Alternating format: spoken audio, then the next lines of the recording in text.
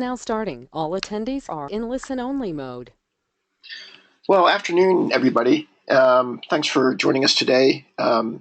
Very happy to have Savan Aram on with us today, doing webinar presentation about monetization in VR, and he's going to share his views and what the opportunities are. I had the pleasure of meeting Savan a couple weeks ago in Boston at the MIT AR in Action conference, Augmented Reality in Action conference. It was a very great conference, and remember we having a very good conversation. Very brief background about Savan. Savan was born and raised in Israel, and he served 4 years as a military officer in the Israeli Defense Forces. He has a Bachelor of Science in Software Engineering, and he's started two companies in the past, one of which has been sold. And he has also earned his MBA from Harvard. Most recently, Savan was the general manager at River Studios, which is a VR production company based in San Francisco. And just recently, he was the general manager at Upload VR. And today, Savan is working on a new augmented reality startup that he's not willing to talk about just yet. Maybe we can pry it out of him today. But Savan, I'm going to hand it over to you. Please feel free to share a little bit more background if you like. And looking forward to the presentation. Absolutely. Hi, everyone. Thank you for joining us today. Good morning if you're on the West Coast, like I am, or good afternoon if you're on the East Coast. I want to thank Bob for putting all this together and organizing. It's always great to evangelize VR, to talk about VR, to brainstorm with other people, and I'm very excited about the space and the opportunities that are starting to show up. A little bit about the agenda today. I'll give a brief background and context, even probably shorter than 5 minutes. Bob, thanks to your intro, and then a little bit about the state of VR, some existing business models and some future ones that we might see. I'll give you my forecast for 2017 and slightly beyond, and we'll open it up for questions. All in all, should be probably 30 minutes of talking and then 15 minutes of questions. So this, you guys have seen this or heard this from Bob. I indeed most recently worked with Upload VR, and then before that with River. That kind of gives me a different context about the space. Both companies were very outward focused, and I've seen different trends coming up and people creating in all spaces, whether it's hardware, software, content. So I could talk about that. Very quickly, River was a premium VR content studio. We got to work in sports with the Broncos and Sacramento Kings and the Sharks. In media, it was Universal and Time Inc. and InStyle magazine. And in music, you can't really see the logo there of Bjork, but then also with Coldplay and Britney Spears and the Black Eyed Peas. And the content was both 360 passive content, but then also interactive, kind of premium, high quality, top of market content for either the Rift or the HTC Vive and so on. And we could really see the trade-offs that you have to make if you're trying to distribute widely on people's smartphones, and then the quality is pretty basic. Interaction design is pretty basic because there's not really a controller that you can play with, or you're trying to go extremely high quality and to the top of the market, but the trade-off is distribution, and you can't really get a lot of people to watch it and try it.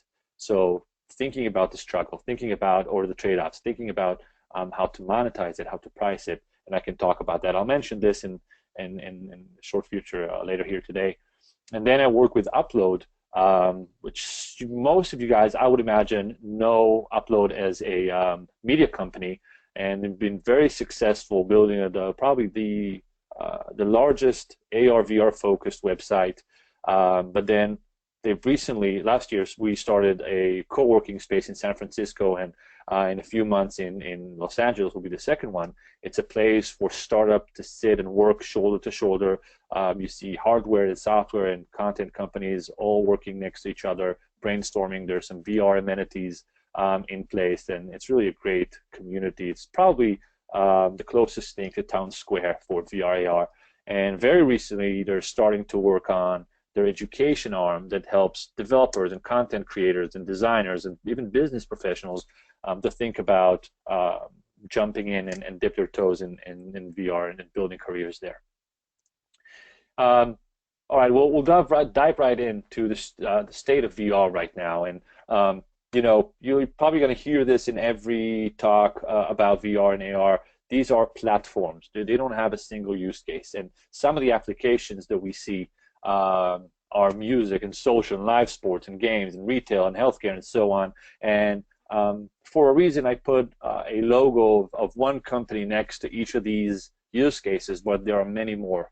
And that goes to show that it's great to see this horizontal industry all building itself together, and all these different verticals are being populated with different startups and companies, other startups or big corporations and companies jumping in. Wayfair is a good example for a retailer that's really seeing the future and investing a lot in developing VR and AR elements to its business. The ecosystem can be broadly divided into three buckets: hardware and distribution, software, platforms and delivery, and then content. It's really interesting to see that some of the companies are doing more than one or building products and services in more than one bucket, and some even in all three. A company like Oculus is building a headset. They have their Oculus platform, and then they also creating stories like Henry and other games. Jaunt is another company that has a camera, a VR camera. They have a distribution platform, and they also create content. So, some of the players play in different realms, and it is probably harder to do so, but you have the benefit of being integrated. And I'll talk a little bit about the advantages of closed systems versus open systems, and where I see VR really, where the success of VR and AR coming from. But I do think, even though it's a challenge, there's benefits to being integrated. To quickly talk about the adoption model of technology and kind of set expectations for when this happens. Usually, people ask, we all believe this is coming. The difference is in trying to understand when that'll happen. So, kind of going back to the models, understanding how usually these things look like. On the far left, you have the innovators, a small group of people that are true passionate about the technology, and most likely they are the actual inventors and creators of the technology or businesses in the space. And then you have a slightly larger group of early adopters. These are your Kickstarter people who pay $150 and $200 for something that they might see in a year and a half. You have early majority, the bulk of the people. You have late majority and laggers, right? My mom, for example, is right here in the laggers category. Usually, when I do this in front of crowds, I ask people, where do you think you're at? And it's great to see. It's interesting to see that people usually everybody skews to the left of the histogram. But these are the actual numbers. Very few people are the innovators. Not many people are adopters. And then the bulk of people in the majority, of course, and laggers. Right here, there's this gap that's called the chasm that many of you, I would imagine, heard of. And that is kind of the point in time for a technology where it's go time. It's make or break. Either this becomes kind of a widely used technology, whether in consumer or enterprise, or it shrinks or stalls or stagnates and either dies or staying the same.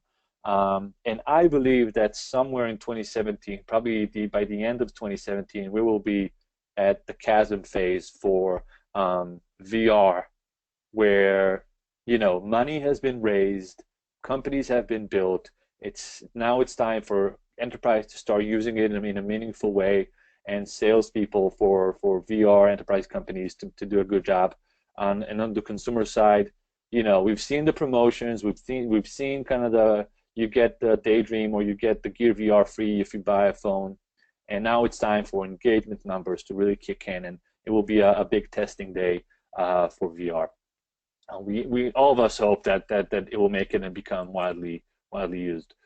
Um, this is kind of the rate. Now we have a lot of data all the way back from the early 1900 to the adoption, the time that it takes for 25% of the people, right? This is for 25% adoption. So if I go back here, 25 is just the beginning of early majority here. And how long it took for those 25% to start using the technology from the first commercially available product. It goes from electricity to telephone, radio, TV, PC, internet, and phones. And what we see, there's two big things to take away here. One is that the rate is accelerating. So it takes less and less time for technology to get adopted. And that makes total sense, right? The world is smaller, quote unquote, because of globalization, because of better distribution platforms like the internet for content or for software to get shared. And it's a tighter world, it's a closer community, a global community. The second takeaway is that it still takes years. 4 years for smartphones. And smartphones, mind you, had a terrific use case from day one. It actually was, it piggybacked on the network effects of phones, not even mobile phones, just phones. The first day that you bought a smartphone, the first day you bought a mobile phone, you could call any landline in the world. And that in itself is a huge use case. Nowadays, we use the phone less and less for actual voice conversations. We text more, we take photos, we do our taxes and call a cab. But this killer app for the phone was having a voice call, and it had huge network effects. So in itself, that was the killer app, and it made the technology get adopted faster because of that massive use case. And I think VR has a harder time. That's why I'm not a huge believer in the comparison between smartphones and VR. I think VR looks more like the PC when it first started. But we can talk about that later, or if you guys want to drop a question at the end, happy to talk about that more. Investments in VR AR in 2016 were really good. 2.3 billion. The source is Digi Capital here. And most of it actually did go to Magic Leap. You can see on the left kind of the dark blue bar is Magic Leap, both in Q4 2014 and then in Q1 of 2016. They raised $800 million. And that's kind of the biggest portion of the 2.3, but still it leaves 1.5 billion invested. And we see the investment in other AR HMDs like Vuzix and Lumus and ODG and Dacry that got funded. We see solutions and services and video services as other kind of categories in which companies raise money. Companies like Jaunt and Weaver and game companies like Survios and so forth. So very active investor investment landscape in 2016. I think 2017 will be crunch time for these companies to actually come through on the promise. Talking a little bit, moving on to how content is distributed, and this, I really kind of developed this framework from leading River Studios, and seeing that when I joined, most of the content out there was either marketing content, companies like what was that tequila brand that did a really cool 360 video, whatever it was, and Patron, I think. And then other companies, of course, are doing marketing. It can be for films or marketing for consumer goods and whatnot. We did a cool campaign with Birchbox. But then the other thing was user-generated content. People take the Ricoh Theta or just then these hacked together camera arrays and stitching them and putting it on the content platforms like YouTube and Viridio and Facebook and Little Star. So these two types of content, marketing and UGC, were being put on these platforms and then distributed to people's phones and tablets and whatnot.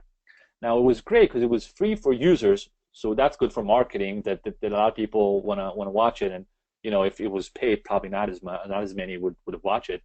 And then the purpose here was maximum exposure. It was based on an ad revenue model. but it really requires a large user volume to really be profitable and break even and even positive ROI. Now, a second kind of vertical or type of content that we're starting to see out there is what I call premium content, content that people are willing to pay money for.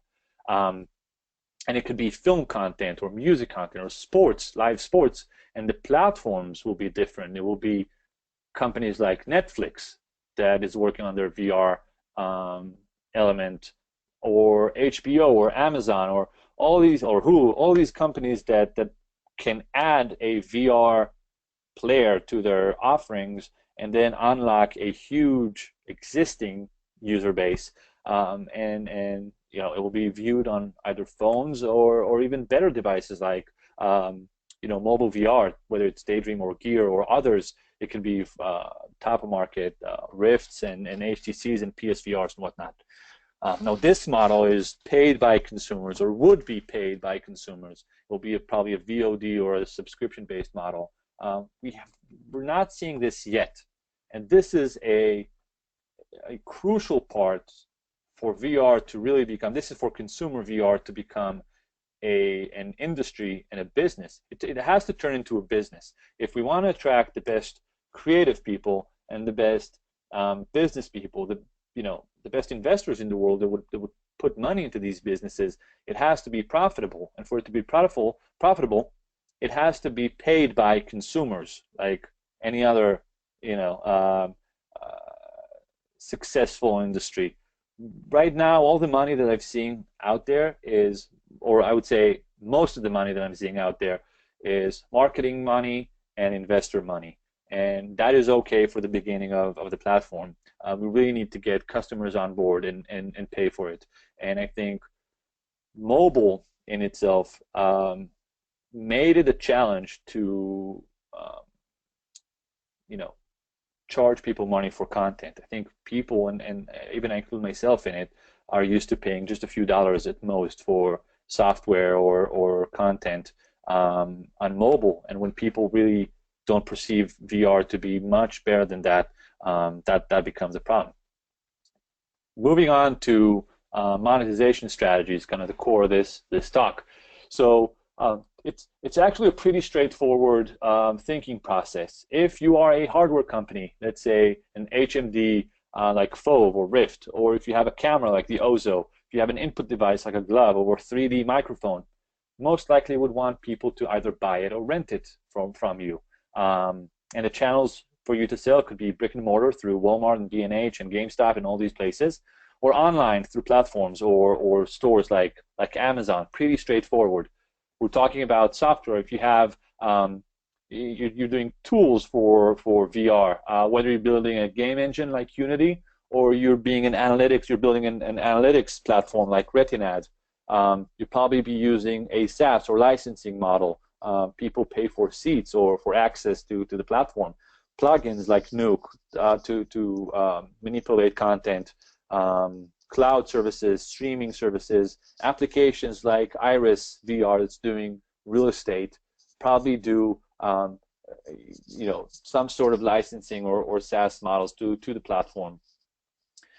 We have pay-to-play, freemium, and in-app purchases that was brought in from the mobile world, whether it's games like Raw Data. That was, I think, the first game to cross the $1 million revenue mark by Survios. And you buy Raw Data on HTC, or you can play on HTC Vive, but you buy it through the Steam store, and you pay money. It's pay to play. You pay money, and then you can pay.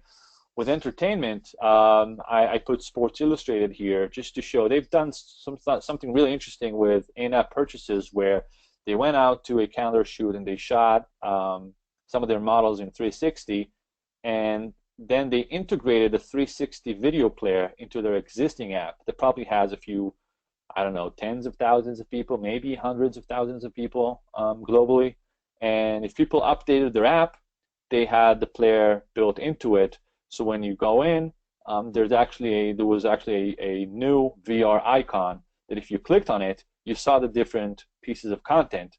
Now, 2 of them were free, and then the rest of them were short clips of, let's say, a minute each.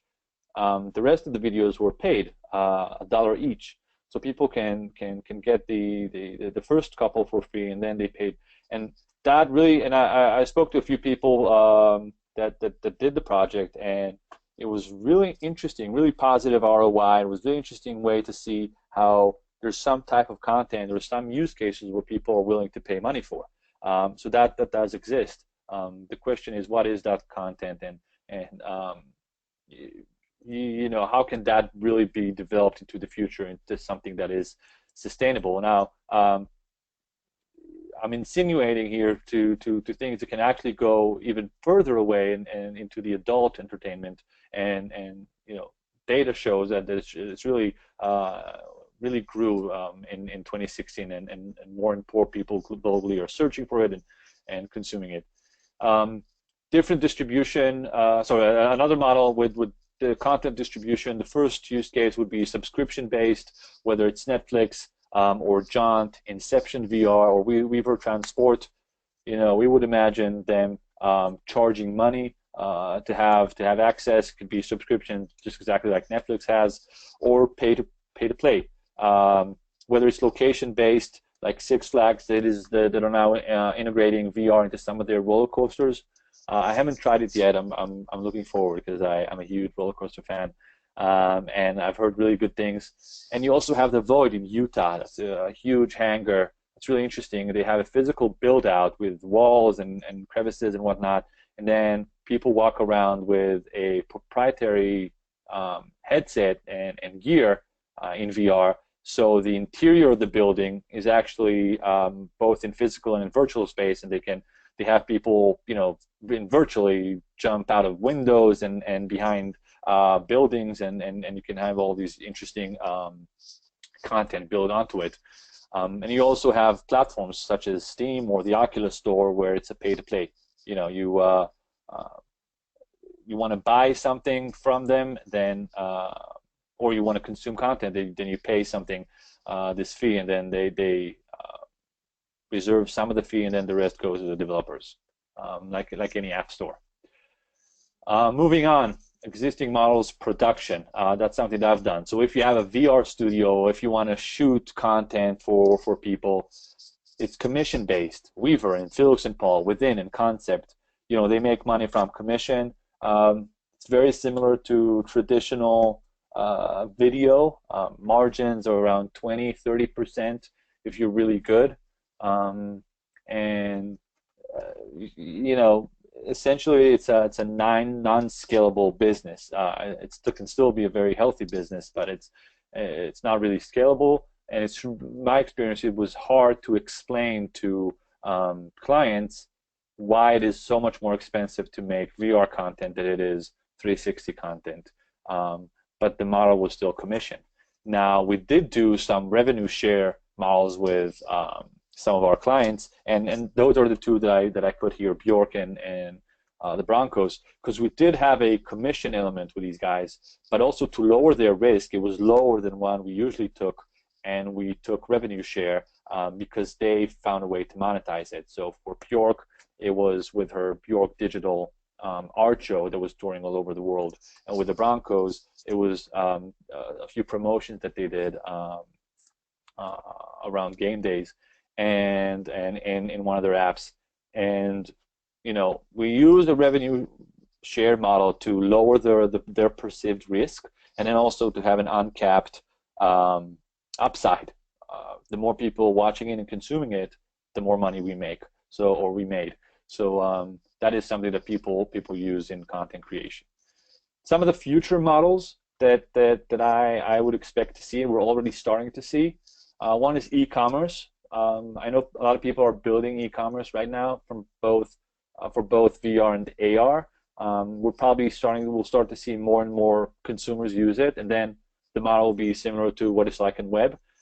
If you have any e-commerce platform that you mark up the goods, and if you have a service that integrates into e-commerce platforms, then you would charge what any technology service would charge.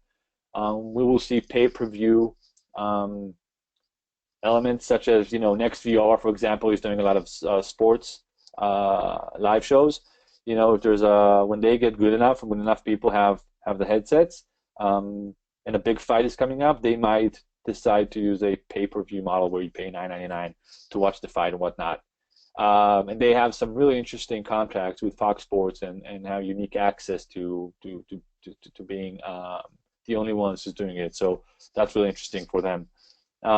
Distribution rights with films. When the film model really gets understood, when the quality of the movies will be there, and where enough people have headsets, whether it's going to be from home or whether it's going to be location based, like a cinema for VR, whatever that would look like, we would most likely see the same model that we see with films, meaning distribution rights. It can be domestically, it can be internationally, and we'll see people kind of treating that the same as the film industry. As with the internet, the more content will be consumed and created, then people will integrate, or rather say that when the install base, with the user base is bigger, we'll see more and more ads being integrated into products, and that will be kind of the same ads marketplace that we see on the internet. And product placement is just another idea where if I do a movie or create a game, and then this car company asks me to put their car in there to give me money to do that. That is usually kind of a side revenue. It doesn't really drive business, but it is something that a lot of people do, and they find ways to really profit from their content, especially if it's viral content or things that are widely distributed. I've talked a little bit about future models here, and I think I do want to point out it's really hard to try and think into the future and foresee what some of the companies. I mean, we can try and conceive what are the models will be. It's really hard to think about what the companies will be. And a good example is, back in 2000, if somebody would say that a company like Uber will come in, it would be a kind of futuristic view. People will hail cabs everywhere with their phones. I'm for sure didn't think that was a thing. My mind didn't really go there. It's really interesting to see not only how existing companies like IKEA will use the new medium to sell more, which they will, but it's really fascinating to think what will be new companies, completely new companies that will build their products and services in the medium, uniquely in the medium. And the next thing to think about is not only what the companies will be. I like to think about what will be this weird and funny human behavior that will be unlocked because of this new technology. And a good example is, back in '05, let's say, you saw no one doing this. Take their DSLR and take a photo of their sandwich and then hook it up to your PC and then send it to all of your friends. That was not a use case. For some reason, unexplainable reason, we do this all the time. That is, even beyond foreseeing what that Uber will rise.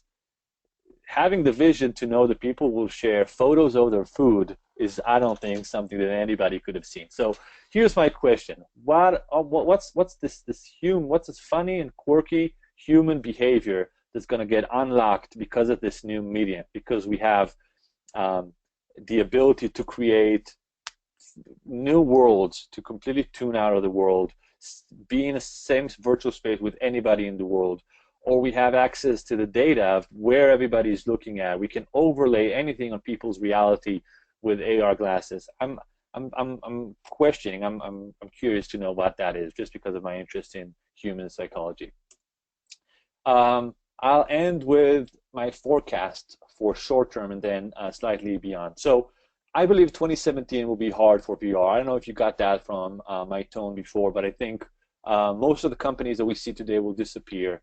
VR gaming on the consumer side will keep growing and be strong. So the reason that I say that 2017 will be hard for VR is that we've seen very healthy investment landscape in 2016, but we have to acknowledge that the VC money is hungry money.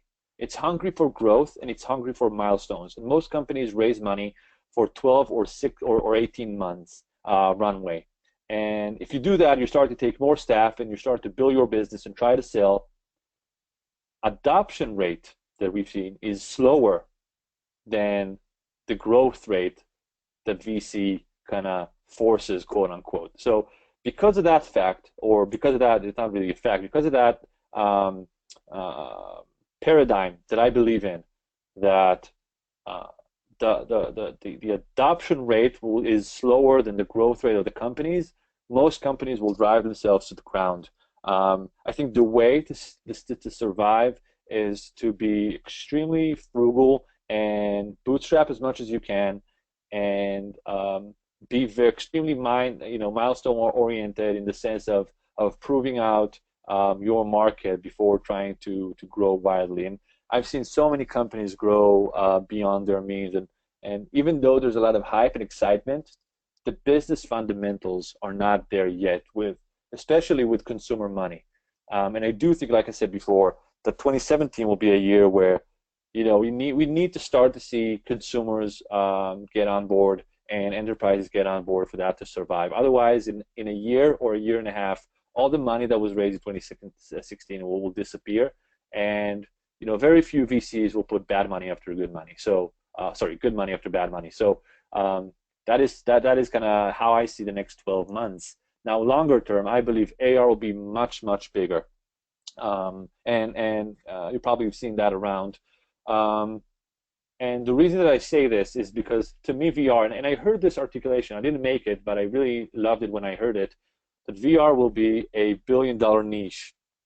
And that goes to say that it will be a sustainable industry, and there are some really great cases for that. The early ones are gaming for consumer, and healthcare and real estate for enterprise, but there will be more, as I said, kind of the opening slide, with the different applications. But I will believe we will stay a niche. It will not be ubiquitous. I don't think we'll start to see people use VR in trains and coffee shops and those in-between moments that we use our mobile phones. I believe AR will be that. I believe the glasses will replace our mobile phones and will sell even more. And I believe their impact on our day-to-day life will be bigger even than the mobile phone. I believe we'll spend more hours in AR than we will any other um, digital medium before. And I think Apple is best positioned to take over the market. And that goes to the point I briefly mentioned before, because of the closed system. So when we compare closed versus open, at the beginning of a lifetime of a technology, closed systems are usually best to really create a unique experience and to build something that really utilizes the most of each layer of the technology stack, whether it's hardware and software and content. And we've seen that with PC when it was Apple versus Microsoft, and then with phones when it's iOS versus Android. The beginning of a lifetime, innovation comes from closed system, and then propagation comes from open systems, where more people can contribute to create stuff, and it's already there. Kind of the education is already out there, and the use cases were proven. I do think that for AR, Apple is best positioned, and we've seen all these acquisitions that they made, as early as 2011 and 2012 with PrimeSense and Metaio, and I think they're coming big. It's really hard to say. I mean, my friend Robert Scoble says this year, I would be extremely positively surprised if that'll be this year, but I'm very hopeful that will happen. To take a look, kind of a last look of how DG Capital sees forecasts for revenue for VR AR. Kind of see in dark blue on the lower left side, you see AR kind of taking the largest portion. On the right side, you see in 2020, kind of the last of the years in forecast on the left. You can see kind of a breakdown of that on the right side, and we see in AR mostly hardware, and then commerce, data, voice, and different applications, and then VR. Most of it is gaming, and then a little bit of film, theme parks, hardware, and again, extremely hard to make that forecast, but that is kind of the early seeds of what we see today. So with that, Want to thank you for tuning in, and would feel free to reach out and ping me about anything, tweet or um, follow on Twitter, and then let's open this up for questions. Well, Savan, don't go anywhere just yet. We've got a bunch of questions. Actually, got a couple of great questions from the audience. I have a couple of questions. First, I just want to say, fantastic presentation. I was really, actually very pleased and happy. I mean, I heard a couple of very insightful views and points I haven't heard elsewhere. And I think it's extremely helpful and beneficial for people to ground the market a little bit. There's still a real, as you said, it has to be a real business. There's got to be revenue somewhere. At some point, only you can only live on hype and energy for so long. Um, I've got a couple questions for you, and then I'm going to go into the audience questions. First, where do you see where does 360 video fit into this ecosystem? Because I hear a lot of people think that is VR, or is it a component VR? Um, is it its own platform? How do you see it? I think I, I'm personally not very picky on terminology. I do want a clear terminology so we can all speak in the same language. Um, but to me, VR is a spectrum of interactivity, and 360 content is probably on the far end of having the least agency and interactivity. It's very passive. It is, to me, it is VR. I don't think, at the end of the day, I don't think it makes a huge difference. I think the question is for 360, is it a um, is it something people want to watch? Is there a use case for 360? Is it going to be is it going to be used for movies, for entertainment, or is it going to be used for retail? I can tell you that my brother is moving into Silicon Valley, and I went house hunting for him, and I took my phone because he asked me to take a video, but I also took my Ricoh Theta, and I grabbed 360 at the same time that I grabbed um, the regular video on my phone. And even though the phone's quality is much bigger, he ended up only watching the 360. You can see kind of the scale of things around you. You can look around at every, you're not reliant on somebody pointing the camera somewhere. So I think there are some use cases where it is viable. I think entertainment is harder than people thought and would take a lot of time for that. If you want to think about entertainment in 360, movies and music videos and whatnot, I think volumetric content will be really interesting. It's something I urge people to take a look into, where the entire scene is being captured in 3D and not really a flat video in 360, but a true 3D capture of a space or a scene, and the ability to walk around in it. I think there are some interesting ideas there. Um, I think it's VR is probably on the lowest end of the spectrum. Okay. Um, I'd be very.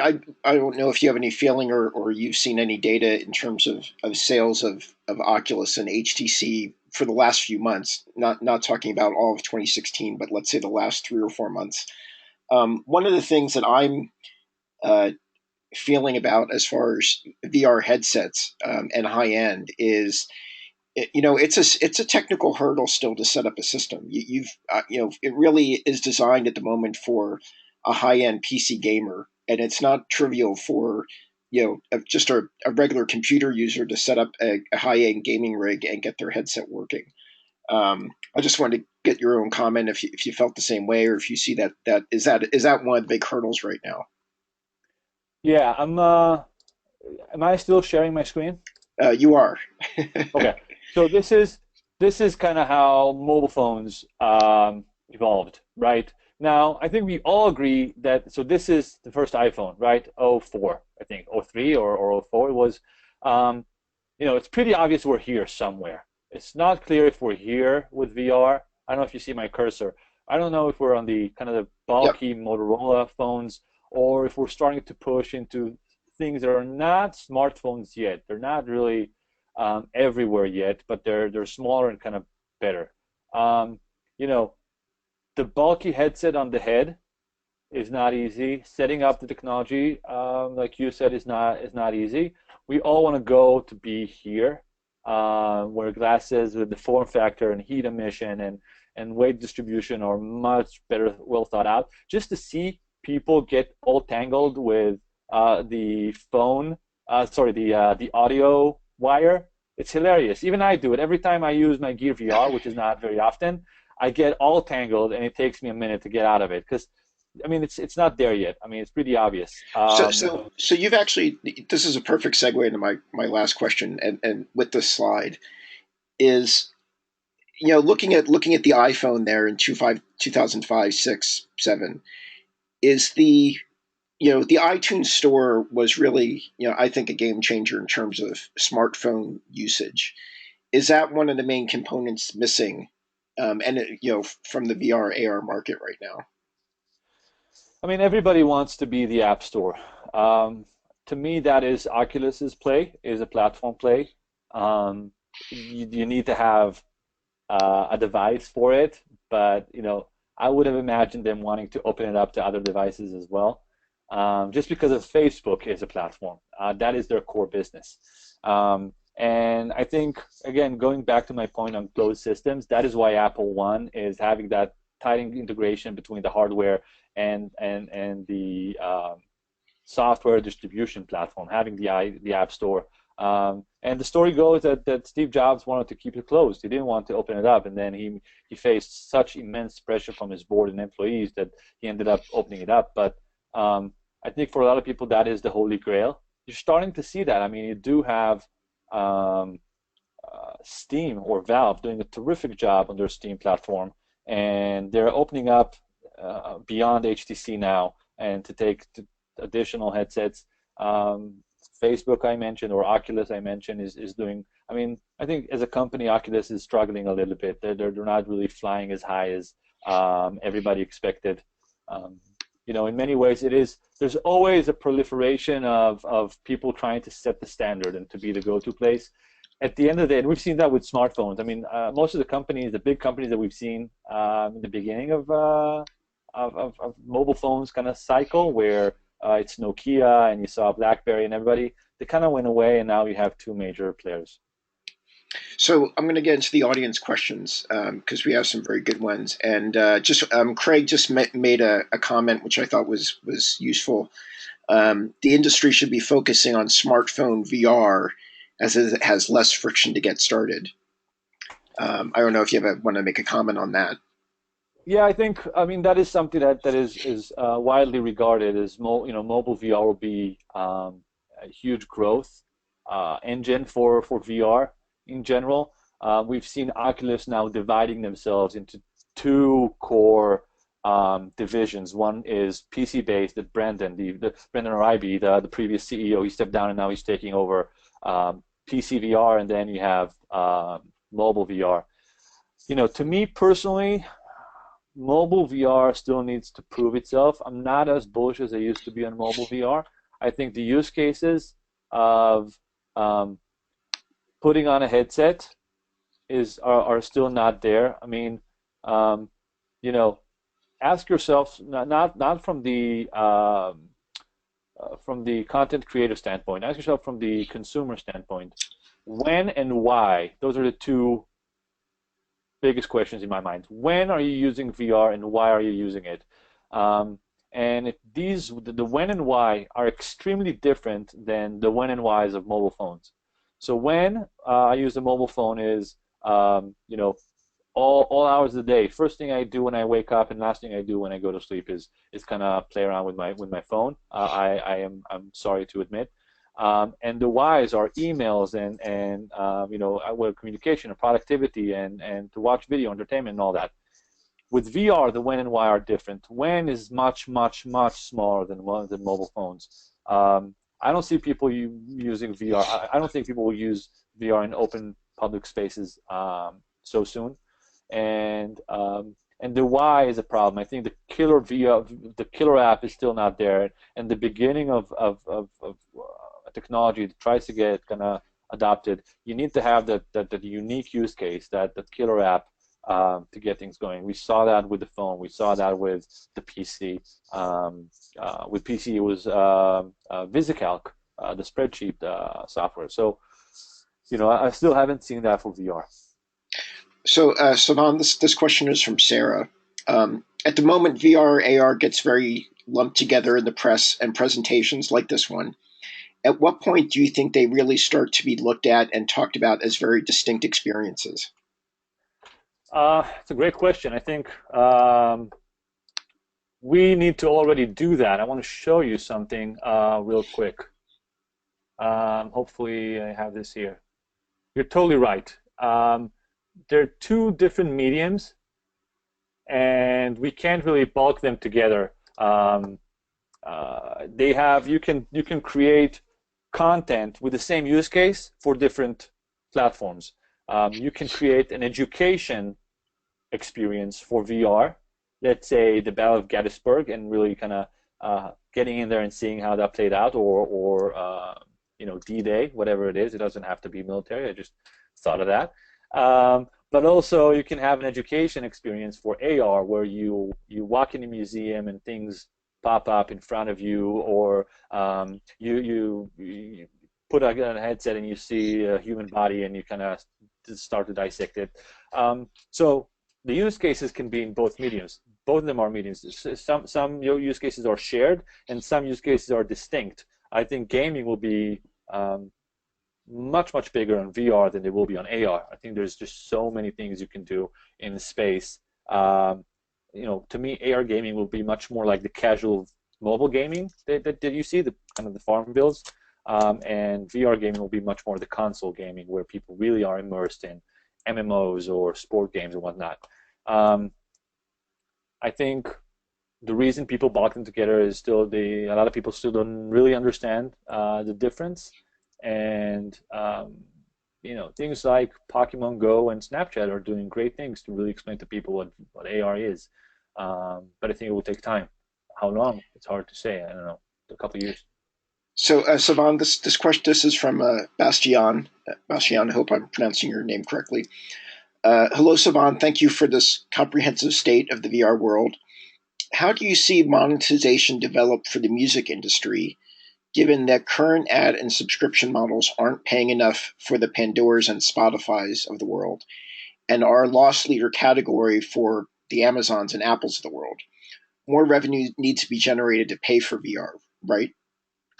Absolutely. And I think, I was really bullish on creating music videos in VR. I felt like when I was a kid, MTV was a huge thing, and everybody kind of tuned in and saw the latest video from. What I found about when we started doing music videos in VR, we saw a huge potential, because there's something unique about sports and music where the subject matter in itself makes the content viral. A lot of people want to consume anything on their favorite sports team or on their favorite artist. If you're creating a documentary, it's really hard to persuade somebody to watch your film. But if you're creating anything, if you talk to a Beyonce fan, she or he will gladly watch anything by that artist. Same goes for your favorite sports team, and the virality coefficient is much higher on those types of experiences.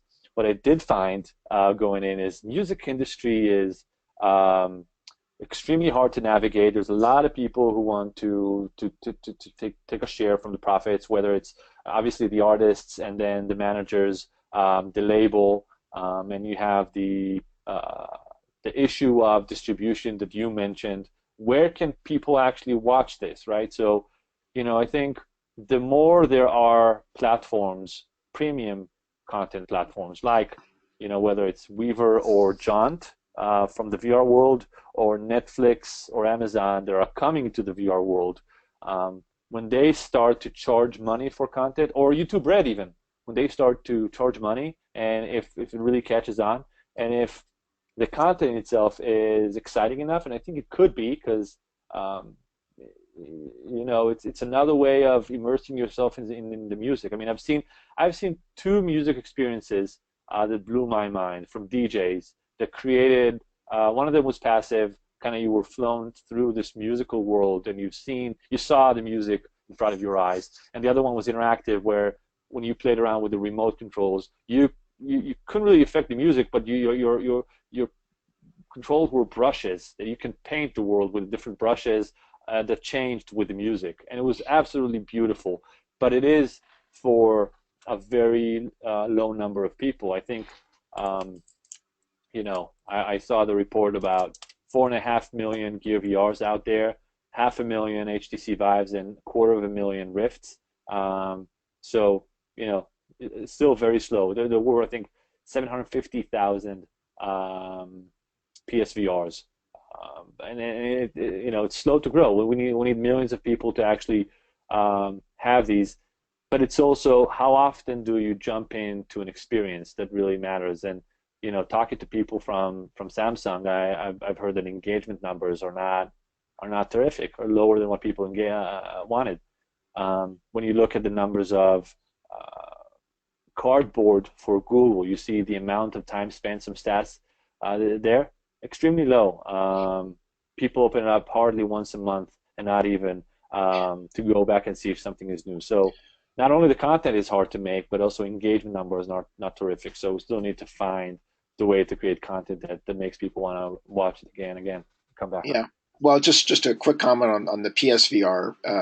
I ended up buying one. Right after when it came out in October.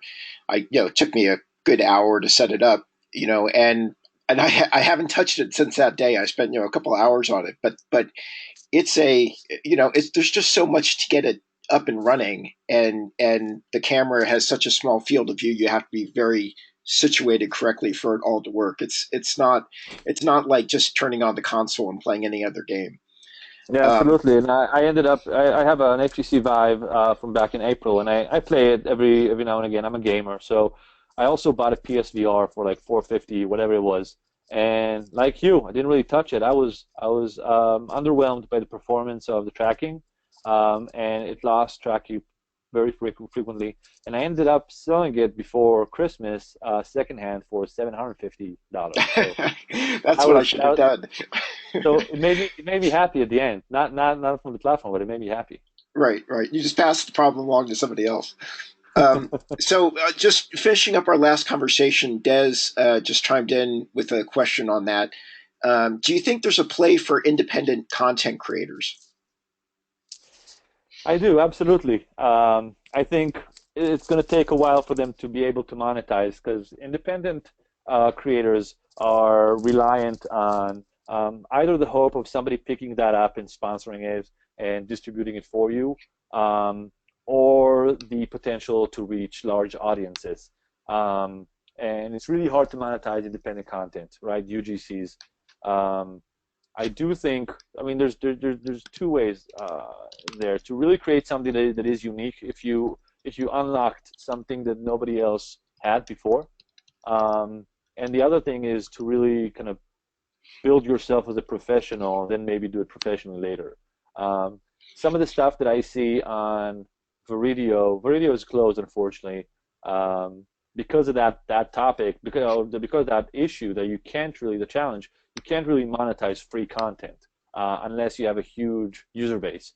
And same goes for Little Star, and they're kind of shifting to be a more premium, a more curated platform. And I see all this UGC there, and most of it is not really good. And I think that is the challenge, to be able to create something that is good and unique, and but low on resources. It's really hard to stitch, especially if you're shooting outdoors. It's really hard to compose and to do post process for positional audio if you don't have the right software. Um, and as time advances, people will see that being democratized, exactly like video editing. 20 or 30 years ago, nobody could do that. Nowadays, everybody can edit video on either Windows or Mac, or there are even phones. Same goes for web publishing or web design. I mean, when I was a kid, I learned how to code HTML on a notepad, because there wasn't really software to do that in a good way. And nowadays, my wife has her website on Wix or on Squarespace. So, um, you know, always you see technology commoditize, you see tools democratizing access, and that's great. It's going to take a while for that to happen. So, Saman, we got two more questions before we try to wrap it up. Um, why are you? This is from Praveen. Why are you so hopeful on AR? The only data point of a successful deployment is Pokemon, and that fizzled after 2 months. Cool. So Pokemon could not have sustained its engagement and growth, right? I mean, where you're everywhere all the time, you can't sustain where you're essentially just one use case. It was a fad. It was phenomenal. It was amazing phenomena, but I agree. It couldn't sustain. And um, I remember having a team meeting when one of the team meetings that we had when it exploded and everybody was playing it, and I said, guys, this is not an investment suggestion advice, but I would short Nintendo. I would short, and it did drop after. They did made a shit ton of money from that. Excuse my French, um, but that was just one thin slice of use case for that. The reason that I'm so bullish about AR is that for the first time in history, I think we have an opportunity to make our reality contextual. And I explain what I mean when I say contextual reality.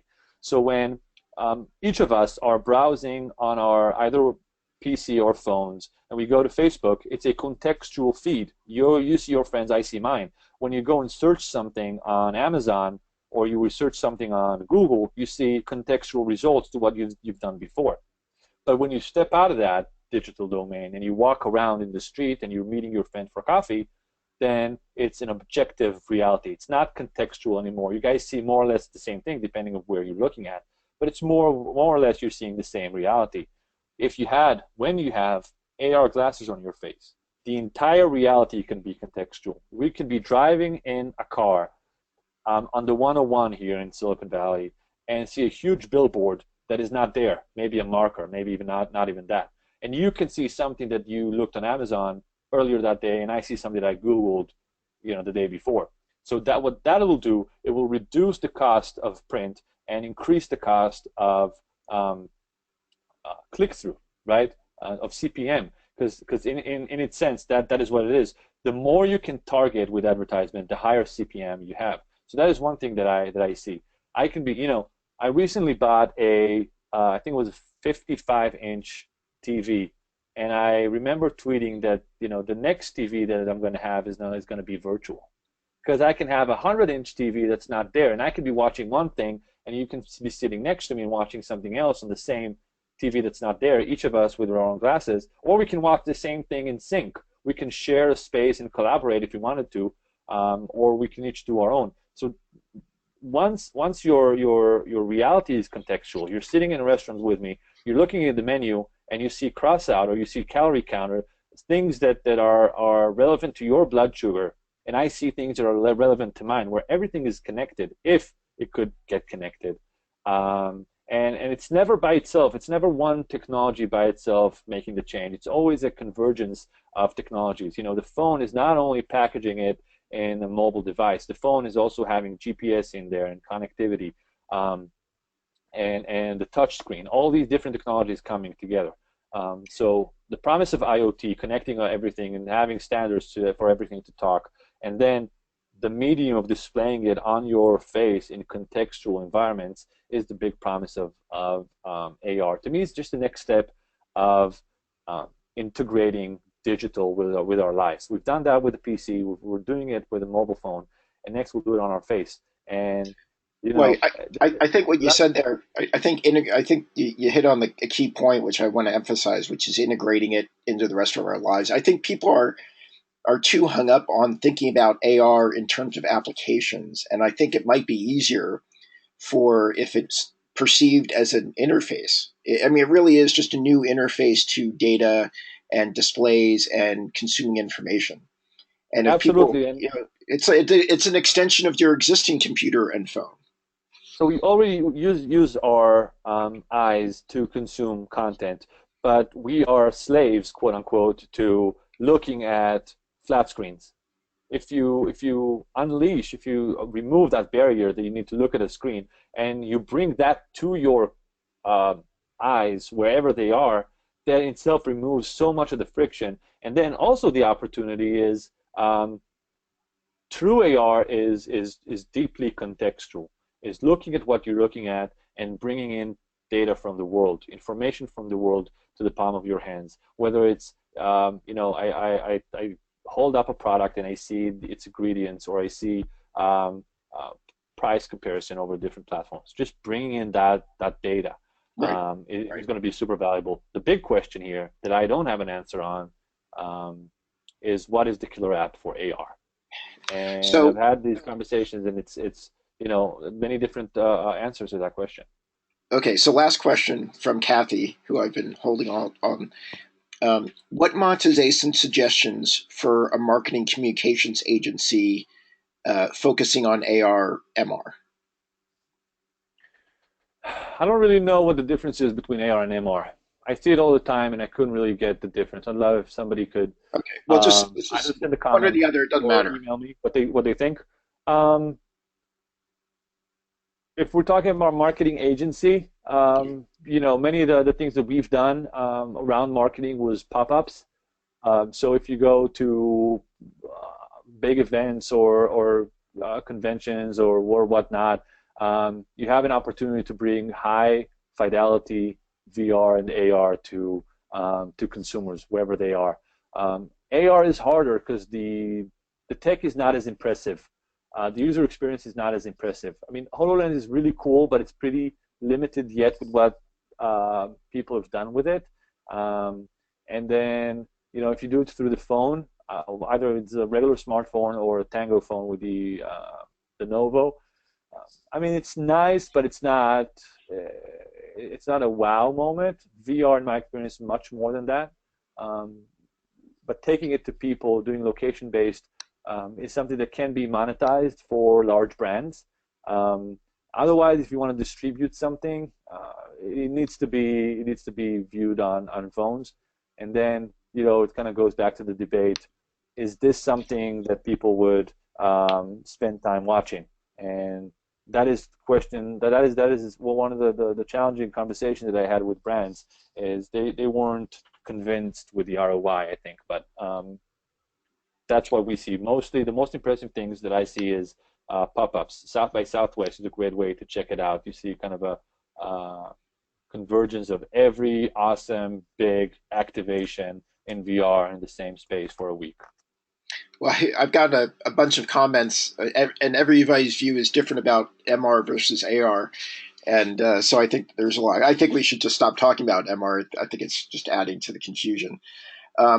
We're at we just passed our 60-minute mark. I want to wrap it up and respect everybody's time, and everybody's got a busy day. Savan, really great presentation. Very much enjoyed the discussion today. I think it was extremely educational and very helpful for a lot of people. Excellent job. Thank you. Appreciate it. Audience, thanks very much for joining us today. We do have another webinar on Thursday around performance enhancement utilizing VR. Hope for you to join us, and we look forward to seeing you next time. Thanks, everybody.